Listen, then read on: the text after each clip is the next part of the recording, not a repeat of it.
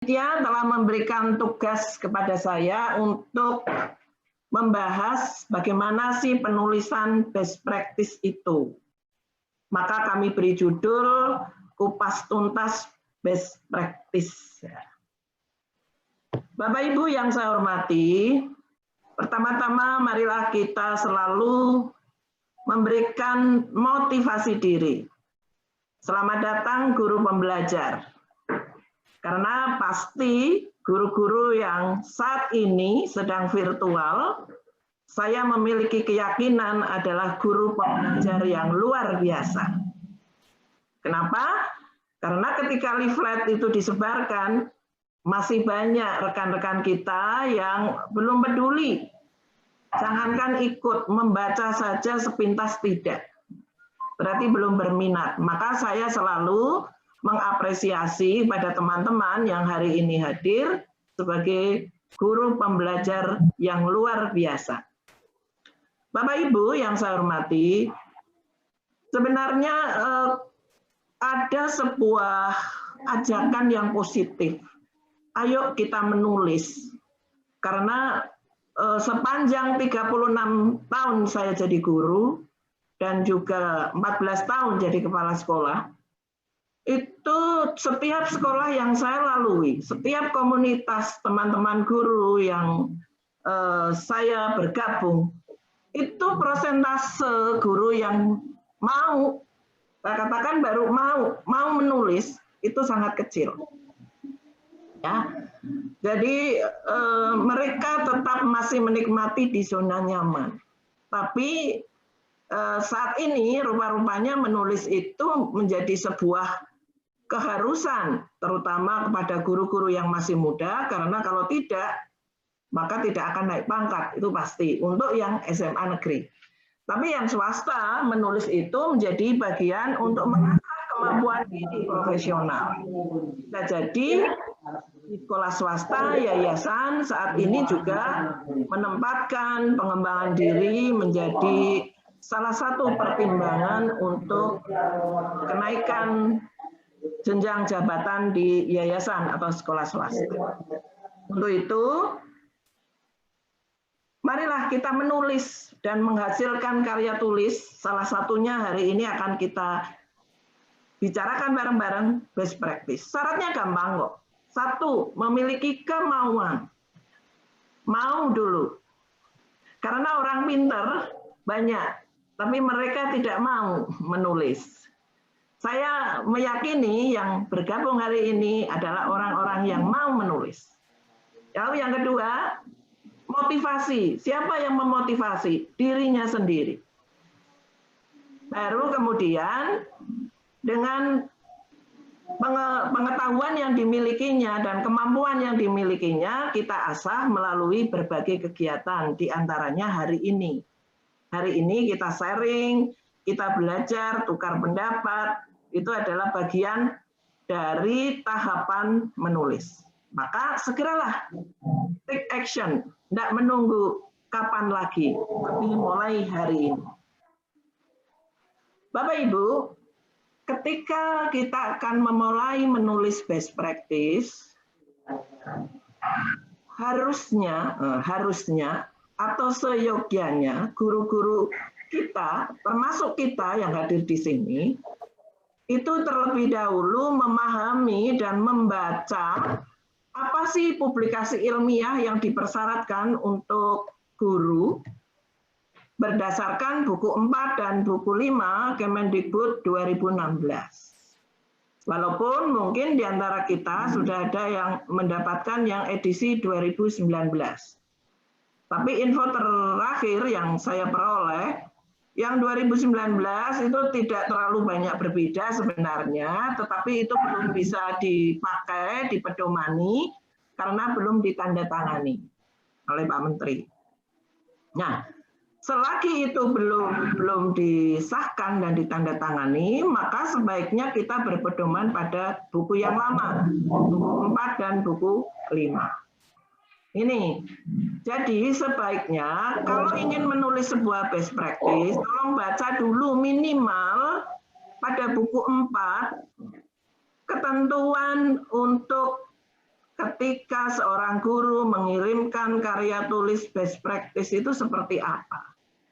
Bagaimana syarat-syarat untuk menilaikan best practice agar tidak ditolak oleh tim penilai. Ini harus dibaca.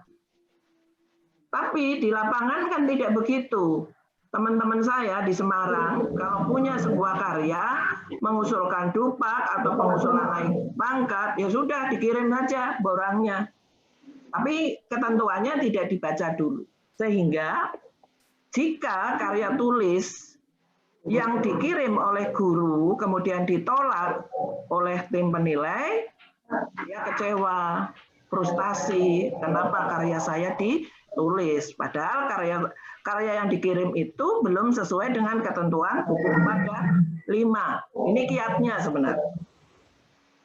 Kemudian yang kedua, saya sedikit menyinggung best practice untuk lomba. Karena kita tahu di kementerian juga setiap tahun ada lomba best practice, baik guru, kepala sekolah, pengawas, tenaga kependidikan. Kemudian lomba guru prestasi, lomba kepala sekolah prestasi, pengawas prestasi, dan lain-lainnya, termasuk tenaga administrasi, tenaga kependidikan berprestasi, sekarang juga ada lombanya. Nah, judulnya sama, best practice, tapi tolong dicermati panduan dari panitia jika ingin mengikuti sebuah lomba. Bisa jadi ketentuan best practice dari panitia berbeda dengan ketentuan best practice untuk kenaikan pangkat di buku 4 dan 5. Jadi judulnya sama, karya best practice, tapi keinginan panitia dengan keinginan tim penilai itu mesti beda. Jadi kalau kita ingin mengirim best practice untuk kenaikan pangkat, maka yang harus dipedomani oleh teman-teman guru buku 4 dan buku 5. Ya, buku 4 dan buku 5. Saya ada pertanyaan, menurut narasumber X begini, menurut narasumber Y begini. Udahlah, saya tanpa mengurangi rasa hormat siapapun narasumber, tapi kita sudah ada panduan yang baku, yaitu buku 4 dan buku 5. Kemudian yang kedua, jika Bapak Ibu ikut lomba, maka yang dipedomani adalah panduan dari panitia lomba. Bisa jadi panduan panitia lomba itu sama dengan buku 4-5, tapi bisa jadi berbeda. Kemudian di era pandemi ini, hampir 1 tahun kita banyak keterbatasan. Tapi sebenarnya di antara keterbatasan itu ada peluang yang sangat besar. Kita mengenal ada 10 publikasi ilmiah seperti yang tertera di layar. Nah, untuk penelitian dengan berbagai kesempitan yang ada saat ini, rupa-rupanya kita mengalami kesulitan untuk menulis PTK, PTS, sangat banyak tantangan. Maka sebenarnya best practice yang masuk dalam komponen atau bagian tinjauan ilmiah menjadi sangat mungkin dibuat oleh guru di era pandemi. Kenapa? Karena best practice itu tidak membutuhkan kolaborator, ya. Tidak perlu kolaborator pengamat seperti halnya PTK, tapi cukup kita sebagai pelaku sekaligus akan merekam data yang kita peroleh. Namun demikian, ketika Bapak Ibu menulis best practice dengan kolaborator, ya sangat bagus, tidak dilarang. Nah, maka dari 10 ini, saya punya keyakinan bahwa satu best practice pembelajaran atau pengelolaan sekolah untuk kepala sekolah, pengawas, itu sangat mungkin untuk dibuat di era pandemi. Lalu apa yang harus diperhatikan? 1, sistematika best practice. Tadi saya menyampaikan sistematika best practice yang seperti apa yang harus diperhatikan. Kita lihat kebutuhannya untuk apa. Kalau Bapak Ibu kebutuhannya untuk naik pangkat, maka sistematikanya mengikuti buku 4, penilaiannya buku 5. Tapi kalau Bapak Ibu membuat sebuah best practice untuk lomba, maka sistematikanya ikuti panduan panitia lomba. Kenapa? Kalau seseorang mau mengikuti lomba, tentu harapannya kepingin jadi pemenang, minimal masuk nominasi, sehingga karyanya tidak dibuang percuma. Begitu. Nah, yang kedua, apa sih ciri-ciri best practice dibanding publikasi ilmiah yang lain? Ini juga perlu dipahami. Ketentuan karya ilmiah, best practice, itu masuk dalam tinjauan ilmiah. Kemudian ketika sudah ditulis, dokumen kelengkapan laporannya itu apa? Supaya karya tulis best practice Ibu dan Bapak bisa digunakan untuk kenaikan pangkat. Lalu yang terakhir, dipublikasikan. Dipublikasikan di mana? Boleh melalui virtual semacam ini, boleh melalui webinar, boleh melalui cukup dijadikan referensi di perpustakaan sekolah dengan surat keterangan kepala perpustakaan dan mengetahui kepala sekolah, itu sudah menjadi bukti bahwa karya Ibu Bapak sudah dipublikasikan. Jadi dipublikasikan ini bisa sebagai dokumen yang ada di perpus, yang bisa dibaca banyak orang, tapi bisa juga disampaikan melalui webinar, melalui workshop, diklat, baik secara langsung maupun virtual. Nah, saya banyak pertanyaan teman-teman, apa sih Bu Titi menulis best practice itu seperti apa, bedanya dengan PTK seperti apa, mana yang lebih mudah dan mana yang lebih gampang ditulis oleh guru. Ada sebuah keyakinan bahwa yang dinamakan the best practice itu ya pengalaman yang terbaik. Pengalaman terbaik siapa? Ya kalau kita guru ya pengalaman mengajar tentu. Kalau kita kepala sekolah ya boleh pengalaman mengajar kalau memang masih mengajar kepala sekolah, atau pengalaman sebagai manajerial, sebagai manajer di sebuah sekolah, pengelolaan sekolah, peningkatan mutu sekolah, begitu juga pengawas. Jadi sebenarnya karya best practice itu bisa dilakukan oleh siapa saja, termasuk tenaga kependidikan, kepala tata usaha, kepala perpustakaan, kepala laboratorium, itu bisa melakukan. Maka bagaimana caranya? Kita melakukan hal biasa yang terkait dengan tugas pokok dan fungsi kita tadi, apakah guru, kepala sekolah, pengawas, atau tenaga kependidikan, tapi dengan cara yang luar biasa. Gimana memaknainya? Saya melakukan hal biasa, tapi dengan cara yang luar biasa. From zero to hero. Jadi yang tadinya awalnya seperti apa, nanti endingnya, hasilnya seperti apa, memberikan dampak yang luar biasa. Ini salah satu ciri best practice. Maka best practice itu bisa dibuat sebagai laporan kinerja terbaik. Ya, laporan kinerja terbaik sebagai pendidik, tenaga kependidikan. Baik secara individu maupun kelompok dalam bidang pembelajaran ataupun pengelolaan pendidikan.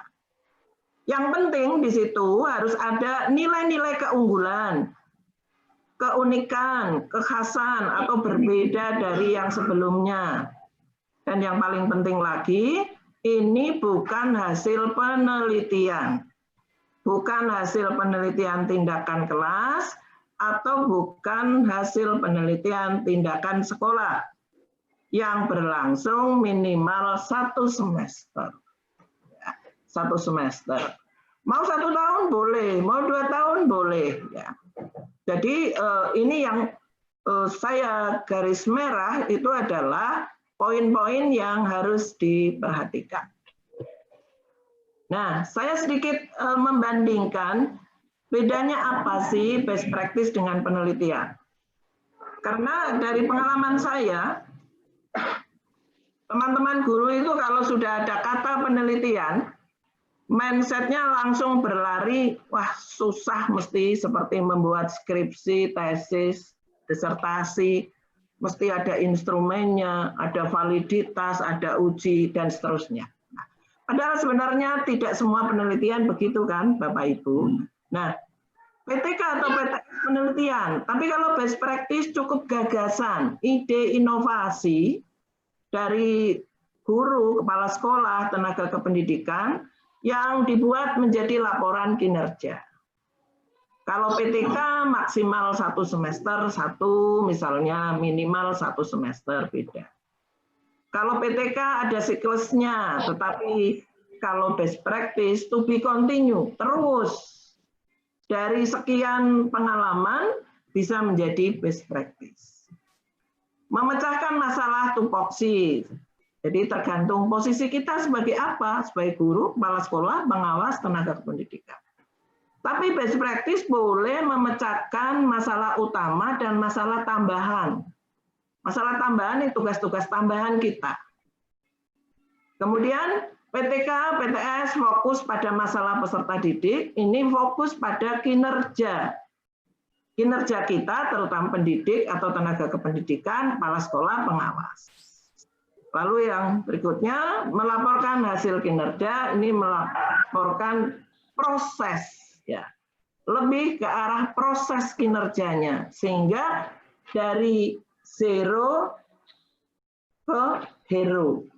Dari yang tadinya minimalis menjadi maksimalis. Best practice. Bapak Ibu yang saya hormati, maka ada beberapa ciri best practice yang selalu ditanyakan pada saya teman-teman. Apa sih ciri best practice?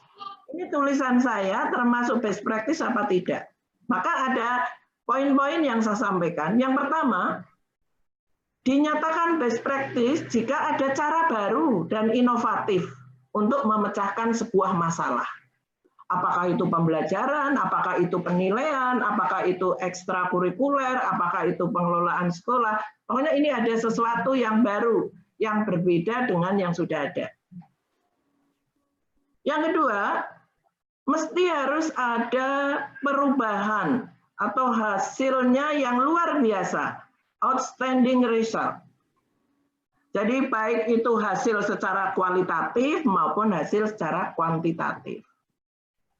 Jadi kalau belum ada tanda-tanda atau data yang menunjukkan ini hasilnya luar biasa, itu berarti belum bisa kita kategorikan sebagai best practice.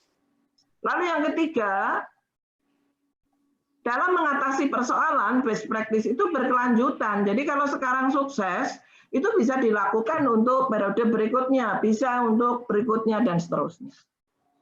Lalu yang keempat, menjadi sebuah model yang memberikan inspirasi. Jadi kalau kita menemukan the best experience, praktek terbaik kita, apakah di pembelajaran, apakah di pengelolaan sekolah, apakah di tenaga administrasi misalnya, ini bisa menjadi sebuah model yang memberikan inspirasi kepada teman sejawat.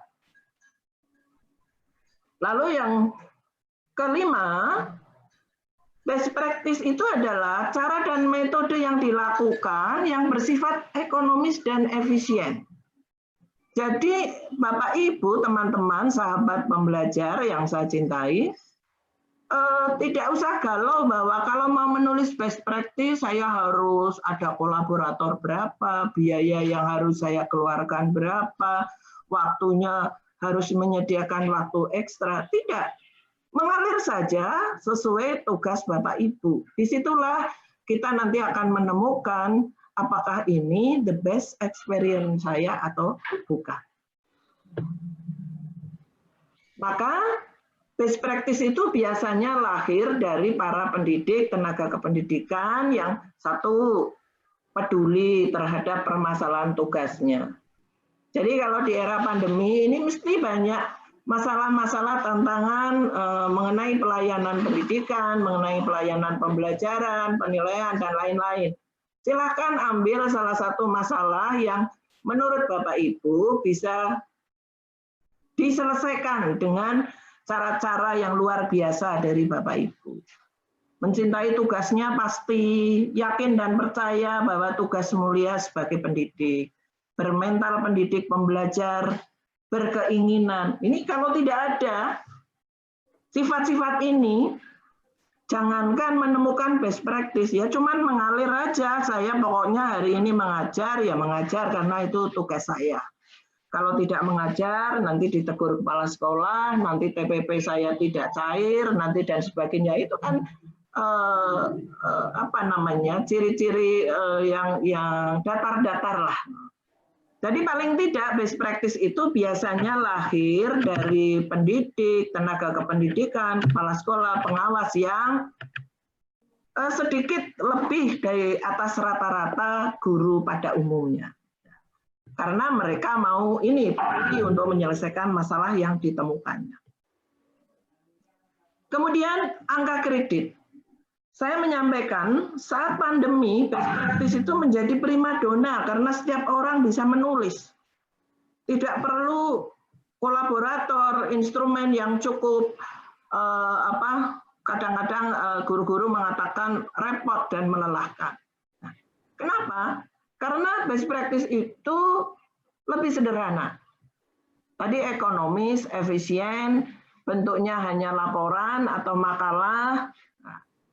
Dan yang paling luar biasa lagi, nilainya 2 Bapak Ibu.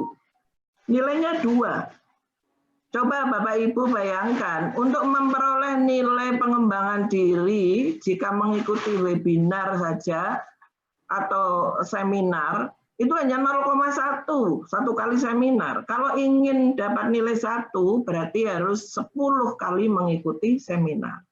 Nah, tapi ketika Bapak Ibu membuat publikasi ilmiah, best practice dalam bentuk laporan atau makalah, Bapak Ibu memperoleh nilai angka 2. Ini kan luar biasa. Kalau PTK 4. Tapi fakta di lapangan di era pandemi dengan PJJ, untuk melakukan PTK, PTS, ini banyak sekali tantangannya. Bahkan saya mengutip dari pendapatnya Prof. Trimaheni bahwa era pandemi PTK, PTS tidak bisa dilakukan. Ekstrimnya begitu. Kenapa? Karena banyak kendala yang tidak bisa dipenuhi sebagai kriteria penelitian. Maka saya mengajak pada teman-teman, ini loh primadonanya, best practice, Bapak Ibu kaya akan pengalaman PJJ. Tulislah pengalaman PJJ yang zero to hero. Biasa mengajar, hasilnya menjadi luar biasa. Ya, oleh karena itu sebenarnya kalau tinjauan ilmiah dan makalah dalam bentuk laporan pendidikan formal, ada lagi yang bertanya, lalu berapa halaman? Nah itu kalau menghitungnya mesti kok berapa halaman, tapi berapa kecukupan untuk menulis makalah atau laporan best practice. Tetapi Bapak Ibu, jika Bapak Ibu mengikuti lomba best practice dan panitia mengeluarkan halaman maksimal gitu, maka ya kita harus patuhi halaman maksimalnya berapa. Jadi pengalaman saya misalnya, saya menulis best practice kebetulan ada 40 halaman. Tapi ketika saya mau mengikuti lomba best practice tingkat nasional, di situ dibatasi maksimal 25. Maka langkah yang harus saya tempuh, ya berarti best practice saya harus kita review lagi, kita kurangi maksimal 25. Tapi kadang-kadang orang kan, ya sudahlah saya punya ini, saya kirim aja. Nah, itu kan berarti salah satu tidak memenuhi ketentuan panitia. Tetapi kalau untuk kenaikan pangkat, tidak terlalu dimasalahkan berapa banyak halaman. Ya, tapi yang penting ketentuannya sesuai buku 4 dan buku 5. Tapi kalau mau lomba, ya tentu harus kita baca dengan cermat berapa maksimal halamannya. Kita ikuti. Kalau tidak, ya kita sudah loss dari aspek itu. Ya. Lalu bukti fisik. Apa sih yang harus dibuat agar makalah atau laporan best practice yang kita buat mendapatkan nilai angka kredit 2? Pertama, naskah laporan atau makalah itu asli atau fotokopi, tetapi harus ada surat pernyataan tentang keaslian dan mesti ada pengesahan dari kepala sekolah. Ya, kepala sekolah, stempel sekolah. Ini sangat-sangat penting. Ya. Kemudian ada yang bertanya lagi, Bu, lah kalau saya kepala sekolah, ya kalau kepala sekolah cukup sebelah kanan sebagai penulis, sebelah kiri kepala sekolah, tanda tangani sendiri, distempel sendiri, sah. Ya, sah-sah saja. Tapi kalau Bapak Ibu, oh pengesahannya mau kepala dinas, ya silahkan, bisa saja. Artinya tergantung persyaratan yang di buku 5 atau buku 4 itu dipenuhi. Kemudian bukti publikasi ilmiah yang paling sederhana adalah surat pernyataan bahwa makalah atau best practice yang Bapak Ibu buat disimpan di perpustakaan, ditandatangani kepala perpustakaan sekolah. Itu bukti publikasi ilmiah yang paling sederhana. Bapak Ibu kurang puas, oh nanti best practice saya akan saya sampaikan di sebuah webinar misalnya, itu boleh. Nanti mesti ada bukti, surat sudah disampaikan melalui webinar dan sebagainya. Itu adalah bukti fisik minimal yang harus ada supaya tidak ditolak oleh tim penilai. Lalu formatnya, bagaimana format menulis? Format yang saya sajikan ini adalah format yang sederhana tetapi telah memenuhi buku 4 dan 5. Karena bentuknya makalah, lalu ada pertanyaan, berapa sih halaman? Maka ini minimalnya. Ya. Jadi bagian awal mesti ada judul, lembar persetujuan kepala sekolah, ada prakata, kata pengantar, daftar isi, daftar tabel, daftar gambar, lampiran itu jika ada, abstrak atau ringkasan atau sari. Ini adalah format umum. Sekali lagi format umum. Kalau mau lomba, mungkin formatnya agak sedikit beda, ikuti. Kemudian bagian isi. Bagian isi adalah bab 1 pendahuluan. Saya mengasumsikan bahwa pendahuluan itu minimal 3 halaman. Kenapa kok 3 halaman? Karena pada pendahuluan itu yang harus termuat di situ latar belakang masalah, kenapa memilih itu, rumusan masalah, tujuan, dan manfaat. Ini cukup 3 halaman. Kalau lebih gimana? Nggak apa-apa, tapi minimal 3 halaman. Lalu yang bab kedua, kajian atau tinjauan pustaka. Dan tinjauan pustaka itu 4-5 halaman. Karena apa? Apapun judul yang kita pilih, ya, substansi yang kita kerjakan untuk ditulis sebagai best practice, mesti harus ada bahan rujukan.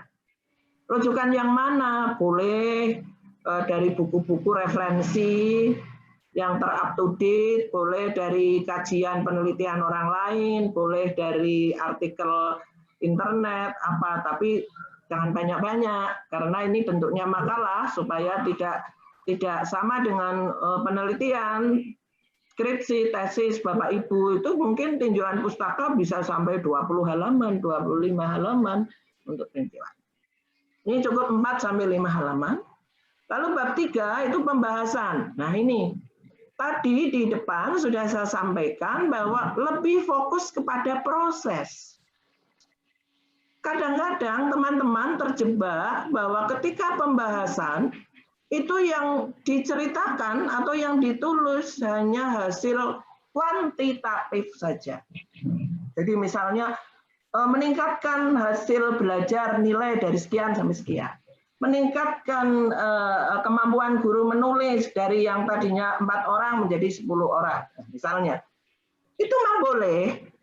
Tetapi yang paling harus ditonjolkan dalam best practice adalah bagaimana sih pelaksanaan kinerjanya, hasil dampaknya, prosesnya itu yang diuraikan, sehingga di situ akan terlihat keunikan, keinovasian yang berbeda itu apa, tindakan yang luar biasa itu apa, hasil dan dampaknya bagaimana, faktor kendala dan pendukungnya pasti ada kan kalau kita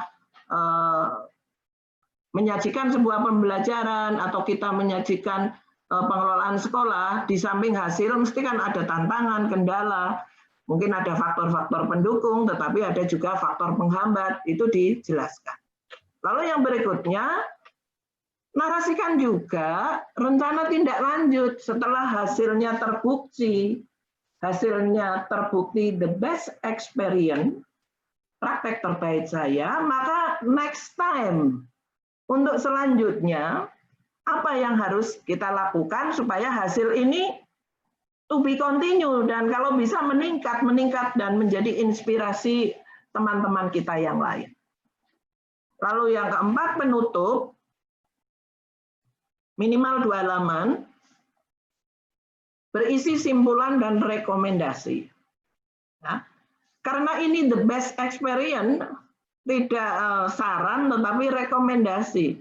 Jadi kalau saya sudah berhasil menciptakan sebuah resep yang terbaik, saya merekomendasikan kepada silahkan teman-teman dicoba resep saya untuk menghasilkan bla bla bla bla bla. Jadi bentuknya rekomendasi. Lalu yang berikutnya bagian penunjang. Nah, bagian penunjang itu ya usahakan maksimal ini 10 halaman, tapi boleh juga lebih kalau itu untuk PAK. Tapi kalau untuk lomba, ikuti kembali kepada panduannya. Kalau tidak diperlukan ini, ya tidak usah ditampilkan.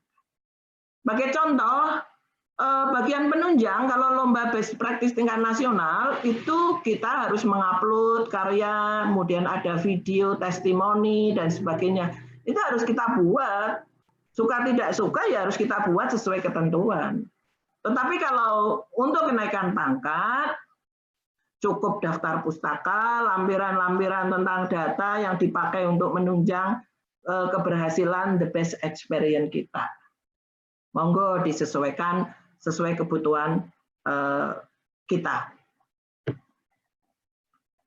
Kemudian bagaimana sih cara membuat judul? Judul ada apa ya namanya, hal-hal yang perlu kita perhatikan. Ketika membuat judul jangan diawali dengan kata verbal, tapi awali nomina dan menarik. Jadi kalau kata verbal konon dari guru-guru bahasa Indonesia itu kan berarti misalnya meningkatkan, pakai awalan me. Tapi kalau nomina menjadi peningkatan. Menarik. Menarik ini banyak strategi yang dilakukan. Yang jelas biasanya judul yang terlalu panjang itu juga kurang menarik.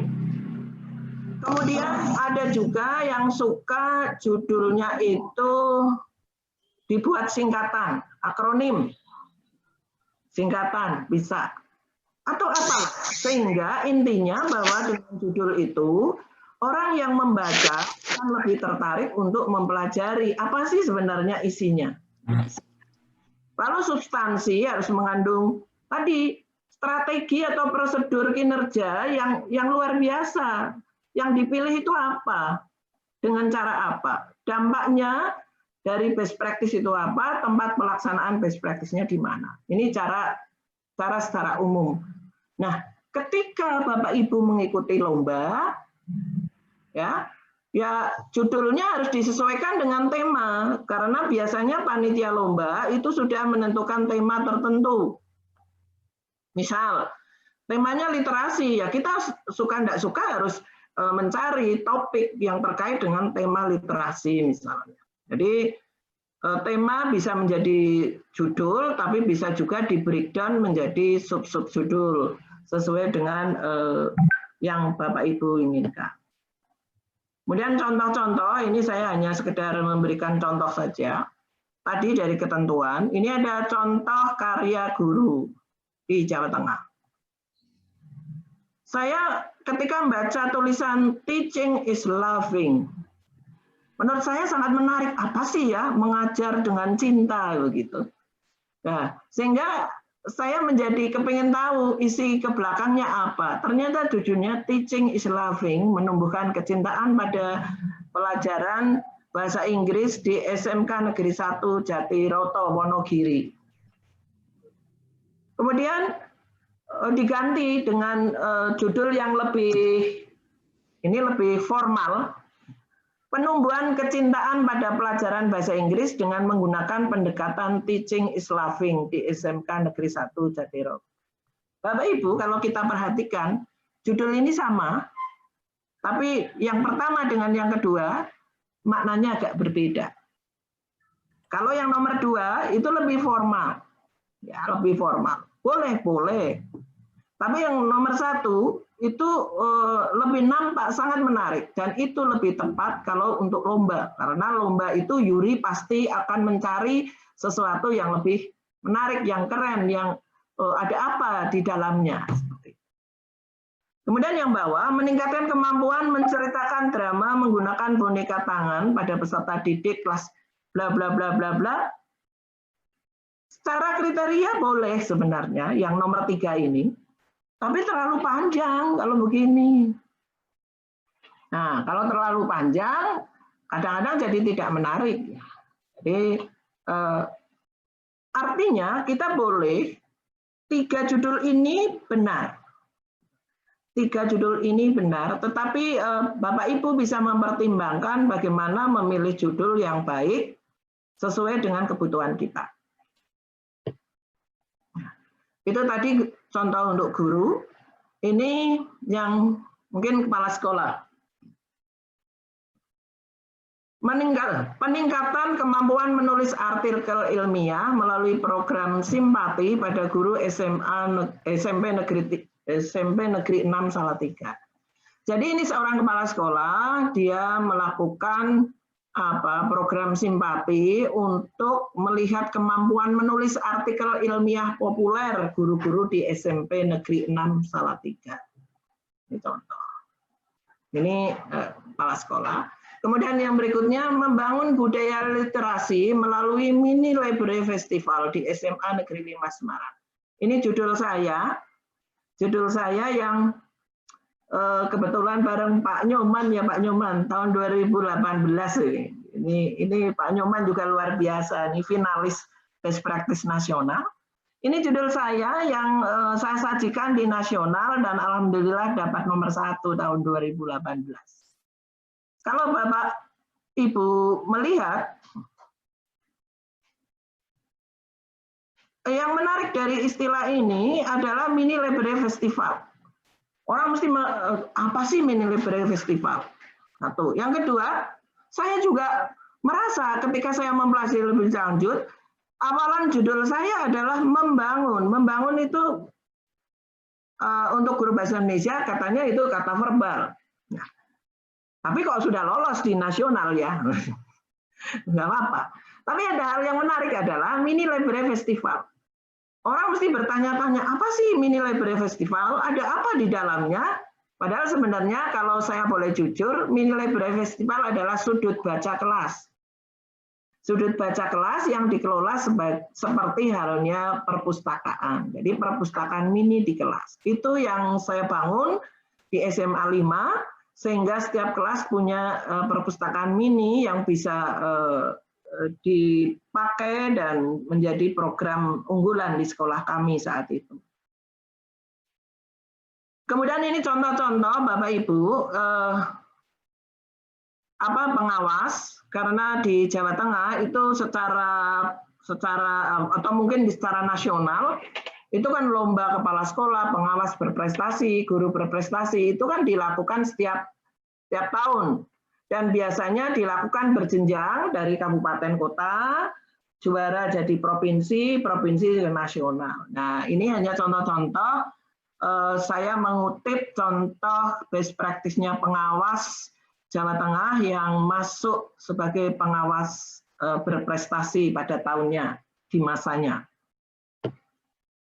Nah, singkatan itu hanya Gareng Mochi ya. Ini kan apa sih Gareng Mochi? Mungkin orang akan lebih tertarik, tapi tidak harus bahwa judul itu mesti disingkat-singkat, itu enggak harus. Jadi Gareng Mochi itu ternyata menggarap bareng, memotivasi, kontrol dan seterusnya, bla bla. Maka ketika judulnya berupa akronim, itu harus ada anak judul ya untuk menjelaskan apa maksudnya Gareng Mochi. Seperti itu. Ini juga contoh dari best practice yang pernah menjadi pemenang di 2016 mewakili Jawa Tengah di nasional.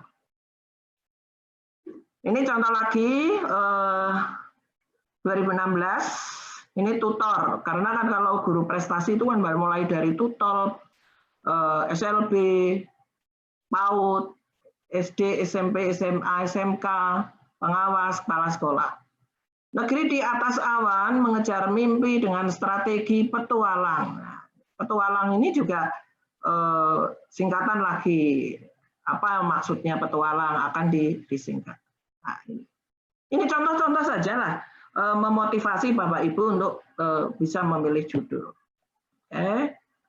Nah, yang paling penting ketika judul sudah, maka yang harus ditekankan pada saat Bapak Ibu membuat latar belakang, mesti harus ada kondisi pembelajaran sebelumnya, sebelum best practice itu dilakukan apa.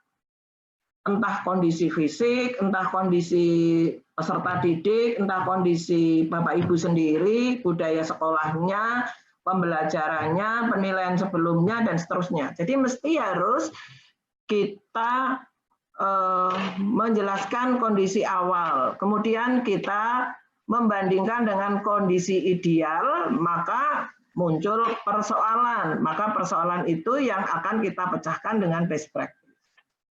Kemudian konteks faktor penunjang. Ketika best practice ini dilakukan, di sekolah saya itu penunjangnya apa misalnya.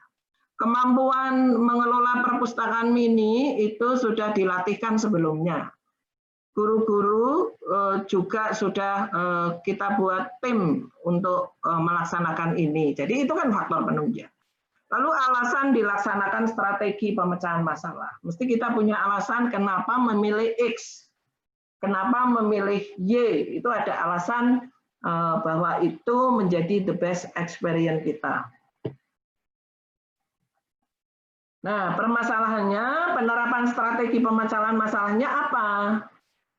Hasil dan dampak penerapan strateginya apa yang akan dilihat, apa dampaknya yang menyebabkan nilai-nilai yang luar biasa, itu ada di situ. Kendala dan pendukung pelaksanaan strateginya apa, tindak lanjut pelaksanaan untuk next time to be continue-nya juga apa. Ini rumusan masalah. Nah, kalau rumusan masalah itu biasanya umumnya memang pakai kata tanya. Jadi bagaimana penerapan jamu sehat? Jamu sehat ini juga akronim, ya. Jadi kita menentukan sebuah tindakan atau strategi, maka kita itu menerapkan. Jadi bukan pengaruh, tapi bagaimana menerapkan X sehingga menghasilkan sesuatu yang luar biasa. Bagaimana menerapkan jamu sehat untuk meningkatkan kompetensi aritmatika sosial di SMP Negeri 10 Semarang. Strategi pemecahan masalah itu dideskripsikan strategi pemecahan yang dipilih apa. Mengapa memilih jamu sehat? Mengapa memilih mini library festival? Mengapa memilih teaching is loving? Itu harus dijelaskan. Lalu tahapan pelaksanaannya, awal bagaimana, tahap berikutnya apa sampai akhir. Tampilkan bukti yang telah dilaksanakan strategi pemecahan. Biasanya kalau bukti itu yang tidak boleh kita tinggalkan adalah minimal foto-foto kegiatan yang mendukung. foto kegiatan, bukan foto tampilan tampak depan sekolah, tampilan Bapak Ibu sedang berbincang dengan kepala sekolah, tampilan ruang kelas yang bagus, bukan itu, tapi tampilan-tampilan pada proses yang Bapak Ibu lakukan. Nah, ini hal yang perlu ada, disesuaikan saja. Kalau untuk PAK, pedomani buku 4 dan 5, foto-foto, rekaman video jika ada, MOU, tindak lanjut jika ada, kalau tidak ada ya tidak usah, surat tugas tindak lanjut kepala sekolah jika ada, permintaan sosialisasi kalau best practice Bapak Ibu disampaikan di webinar atau di pelatihan atau apa, biasanya ada surat undangan atau surat permintaan sebagai penyaji, lalu piagam penghargaan jika ada, data-data kualitatif atau kuantitatif yang mendukung keberhasilan, mungkin ada tabel hasil ulangan anak-anak atau hasil angket dan sebagainya, silakan. Kemudian bukti diseminasi yang paling sederhana yaitu dokumen di perpustakaan. Kemudian Bapak Ibu, untuk diseminasi bisa juga dengan presentasi. Jadi misalnya kalau Bapak Ibu mengikuti lomba, kan mesti presentasi. Maka apa yang harus ada dalam presentasi? Presentasi secara umum kisarannya 7-8 menit. Nah, padahal kita dalam presentasi itu harus menyampaikan utuh dari judul sampai simpulan, sampai rekomendasi. Maka ada kiat-kiat yang mungkin bisa dipedomani teman-teman. 8 menit itu kurang lebih 480 detik. Jadi satu cover harus menarik, pilihan apa namanya, huruf, warna dan sebagainya, 0,25 detik tayang. Latar belakang 1 menit. Kenapa lama?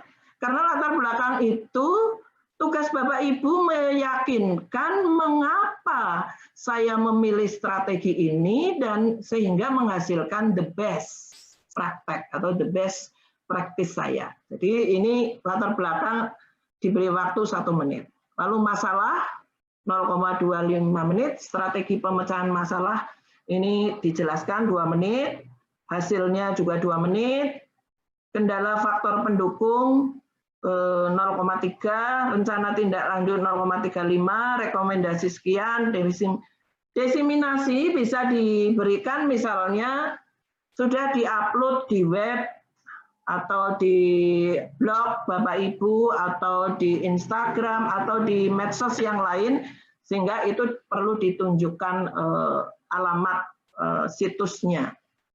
Ini kalau Bapak Ibu kepingin menyajikan best practice dengan 8 menit, efektif, efisien, kena dari awal sampai terakhir.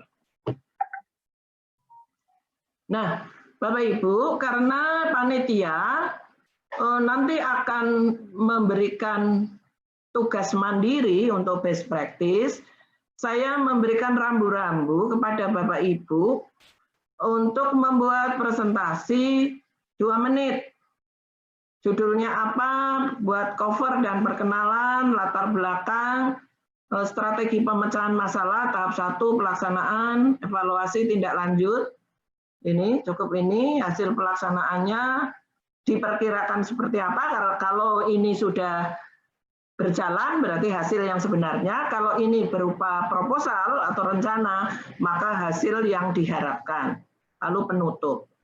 Mudah-mudahan peserta bisa membuat poin-poin penting ini dalam 2 menit pembagiannya untuk latihan dalam diklat ini sebagai tugas mandiri. Judulnya silakan disesuaikan dengan tugas pokok dan fungsi Bapak Ibu semuanya.